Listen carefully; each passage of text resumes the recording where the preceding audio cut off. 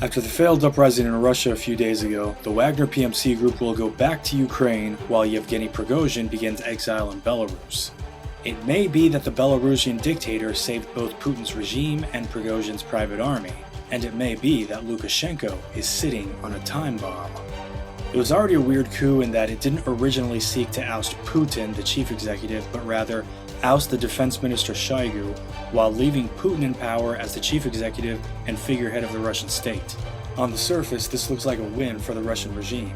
Putin was able to avoid combat in the streets of Moscow and avoid being deposed after backing defense minister Shoigu, once Prigozhin made it clear who he was after. It's also a win for Prigozhin and the Wagner Group, since most soldiers of this private army did not want to join the regular Russian army, and now they won't be grandfathered in. Probably. But now Prigozhin is in a precarious position. He swung at a king and didn't knock him out in one hit. So even though he should stay away from Windows for a while, he's incredibly lucky and rare to have made it out of this with the FSB dropping the criminal case and the arrest warrant against him. Vladimir Putin is incredibly weak right now. This isn't the only armed uprising his regime has faced this year, but it was the most dangerous to his rule. We only need to look at the Cuban regime, which is the product of the Soviet KGB, and the child of the Cuban regime, the Venezuelan regime, which is Moscow's grandchild. Both of these regimes, built according to the Russian model, are networks of warlords and mafiosos who each use their enforcers to keep themselves in power locally and keep their patrons in power on the national level, because keeping the same bosses in power on the national level will help guarantee their local power and their local profit in case of factional disputes or civil unrest. The Russian Volunteer Corps and the Freedom of Russia Legion are not among the enforcers keeping Putin in power. The Wagner Group is among those enforcers. So Prigozhin's split with Putin left the Russian dictator weaker than ever. But Putin's boy, Alexander Lukashenko, saved the day. Prigozhin's exile to Belarus is a win for both Putin and Prigozhin, since Prigozhin needs his own private army to stay alive right now, and Putin still needs the Wagner Group to fight in his criminal war against Ukraine. Several things could happen which could be detrimental to Ukraine. First, if any mass of Wagner fighters is allowed to follow Prigozhin into Belarus, then there will now be a battle-hardened army on the northern border less than 100 kilometers from Kiev. Thanks to Ukraine's border defenses and the rapid professionalization of its armed forces, any Wagner attack wouldn't get far, but it would cause chaos for Ukraine, which is something the Putin regime counts on. Second, putting Russian mercenary troops in the corner of Belarus near the borders of Ukraine and Russia would provide Putin with a rapid response force that could fight off the RVC and RFL in their next armed incursions into Belgorod. Minimizing the ability of these Russian anti-Putin insurgents to attack and operate freely will diminish Ukraine's ability to use Fifth Column to sow chaos for the invaders and tie down some of their forces that would otherwise be causing mayhem in Ukraine. Third, there's the possibility that Prigozhin will simply use Belarus as his home base while the Wagner Group continues carrying out Putin's foreign policy objectives. Think of it as a metaphorical golden gulag, where Yevgeny is grounded, but he's still a part of the team from a distance, because Putin needs him, or needs his fighters. Carrying out Putin's foreign policy objectives obviously includes continuing to wage the war in Ukraine, since the Wagner men took Bakhmut when the army couldn't. But it also includes places like Venezuela and Nicaragua, where Russian soldiers and mercenaries from the Wagner Group, Rosneft, and Gazprom all help keep Nicolas Maduro and Daniel Ortega in power.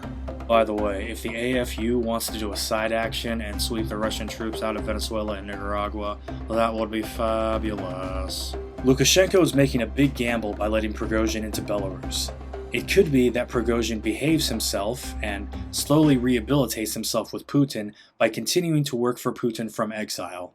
This would benefit Putin, and it would benefit Lukashenko's regime, since the joke of the Belarusian army has poor training and no combat experience.